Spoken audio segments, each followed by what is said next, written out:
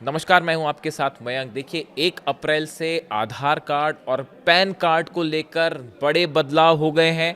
अब pan card बनवाना पहले से ज़्यादा मुश्किल होगा। देखिए, अब तक पैन कार्ड बनवाने के लिए आधार कार्ड पर्याप्त माना जाता था, लेकिन अब नए नियमों के मुताबिक पैन कार्ड बनवाने या उसमें सुधार करने के लिए कुछ एक्स्ट्रा डॉक्यूमेंट्स भी देने पड़ेंगे।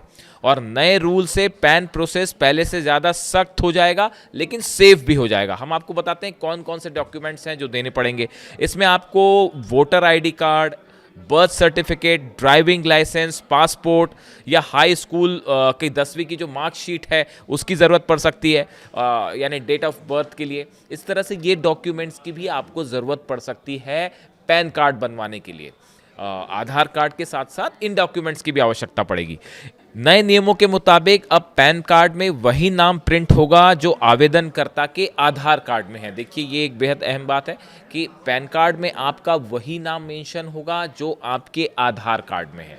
अगर आपके आधार कार्ड में कुछ नाम गलत है तो आपको उसे फ़ौरन ठीक करवाना होगा। इसलिए अगर आपके आधार कार्ड में किसी भी तरह की स्पेलिंग मिस्टेक है, आपके नाम में या सरनेम में अगर कोई मिस्टेक है, तो आप उसको फ़ौरन ठीक करवाइए। उसके बाद ही आप पैन कार्ड के लिए अप्लाई करें।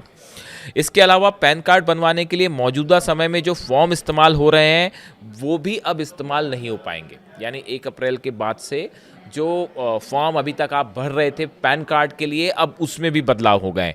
1 अप्रैल 2026 से पुराने फॉर्म में पैन कार्ड नहीं बनवाया जा सकेगा और इसके लिए नया फॉर्म जारी होगा। यहाँ तक कि पैन कार्ड को अपडेट करने के लिए भी नया फॉर्म भरा जाएगा।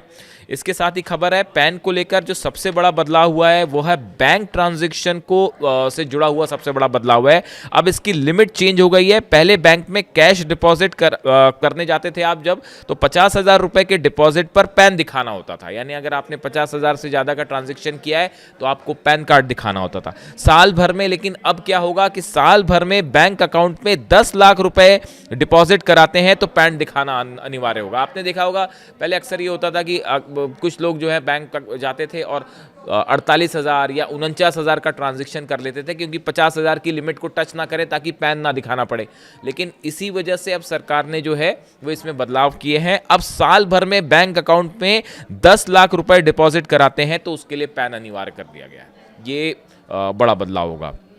अगर आप कोई प्रॉपर्टी खरीदते हैं, उसका रजिस्ट्रेशन कराते हैं, तो रजिस्ट्रेशन वैल्यू या सर्किट रेट 10 लाख रुपए होने पर आपको पैन कार्ड देना पड़ता है। अभी जो इसका नियम है, जिसे अब बढ़ाकर 20 लाख रुपए कर दिया गया है, और ये नियम भी 1 अप्रैल से लागू हो गया। यानी आप देखिए, पहले जब आप प्रॉपर्टी खरीदते थे, सर्किल रेट 10 लाख रुपए होने पर आपको पैन कार्ड देना पड़ता था, जिसे बढ़ाकर अब 20 लाख रुपए कर दी गई है ये लिमिट। यानी पैन कार्ड से जुड़े कई अहम बदलाव जो कि आपको देखने मिल रहे हैं। अब 1 अप्रैल से ये लागू हो गए हैं।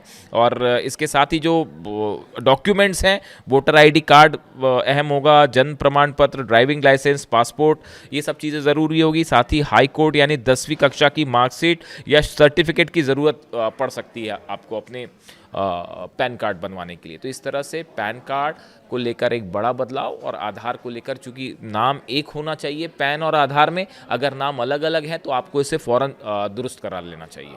इससे जुड़ा जो भी अपडेट होगा हम आप तक पहुंचाएंगे।